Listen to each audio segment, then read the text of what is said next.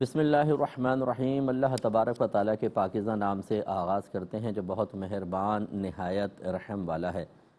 درس بخاری کا سلسلہ کتاب الکفالہ تک پہنچا تھا اور میں نے آپ کو اس کی ڈیفینیشن ذکر کی تھی کہ اگر کوئی شخص کسی کا ذمہ اپنے ذمے لے لے اس طریقے سے کہ وہ اپنی ذمہ داری سے بری ذمہ بھی نہ ہو تو یہ کفالہ کہلاتا ہے۔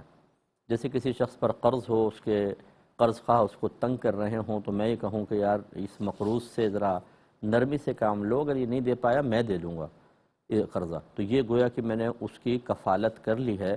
اور ایسی صورت میں جو قرض خواہ ہیں وہ اس سے بھی مطالبہ کر سکتے ہیں اور مجھ سے بھی مطالبہ کر سکتے ہیں، اس کو کفالہ کہتے ہیں۔ اس سلسلے میں ایک حدیث طویل تھی جو میں نے ذکر کی تھی، دوبارہ ایک دفعہ سن لیتے ہیں خلاصہ تاکہ پھر اس پہ تبصرہ کیا جا سکے۔ حدیث ہے 2291 اور اس کے راوی ہیں حضرت ابو ہریرہ رضی اللہ تعالی عنہ۔ یہ کہتے ہیں کہ نبی کریم صلی اللہ علیہ وسلم نے بنی اسرائیل کے ایک شخص کا ذکر فرمایا۔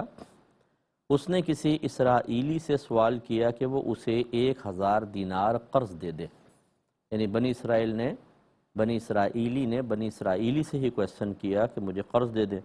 اس نے کہا کہ تم میرے پاس گواہ لاؤ جن کو میں اس پر گواہ کروں۔ اس نے کہا کہ اللہ کا گواہ ہونا کافی ہے، یعنی کوئی ایسا نہیں ہے کہ جو میری گواہی دے تو میں اللہ کو گواہ بنا لیتا ہوں۔ اس نے کہا پھر تم میرے پاس کفیل لاؤ، یعنی اگر تم نہیں دے سکے تو کوئی اور بھی ایسا ذمہ داری لینے والا ہو۔ اس نے کہا کہ اللہ تبارک و تعالی کا کفیل ہونا یا وکیل ہونا کافی ہے۔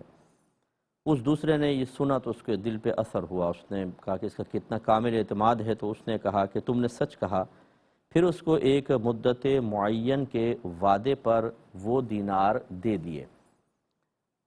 وہ شخص دریا کے پار نکل گیا، پھر اس نے اپنی ضرورت پوری کی، پھر اس نے کوئی کشتی تلاش کی جس میں سوار ہو کر اس معین مدت پر اس کی رقم پہنچا سکے، لیکن اسے کوئی کشتی نہ ملی، یعنی کافی تلاش کی حتیٰ کہ وہ مدت پہنچ گئی جس میں اس کو قرضہ دینا ہے اور وہ دریا کے ابھی پار تھا۔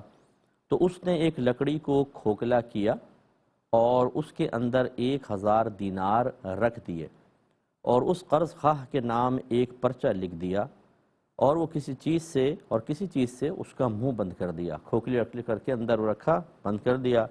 پھر وہ اس لکڑی کو لے کر دریا پر آیا اور یہ دعا کی کہ اے اللہ تجھے خوب علم ہے کہ میں نے فلاں شخص سے 1000 دینار قرض لیے تھے، اس نے مجھ سے کفیل کا سوال کیا تو میں نے کہا کہ اللہ تبارک و تعالی کافی کفیل ہے، بس وہ تیری کفالت پر راضی ہو گیا۔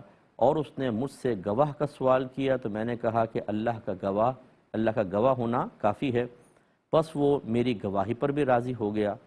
اور میں نے کشتی تلاش کرنے کی پوری کوشش کی تاکہ میں اس کی طرف رقم بھیج دوں، لیکن میں اس پہ قادر نہ ہوا، اور اب میں یہ رقم والی لکڑی تیری امان میں دیتا ہوں۔ پھر اس شخص نے وہ لکڑی دریا میں ڈال دی حتیٰ کہ وہ لکڑی دریا میں داخل ہو گئی۔ پھر وہ واپس آ گیا اور وہ اس عرصے میں کشتی تلاش کرتا رہا جس سے وہ اس کے شہر کی طرف نکلے۔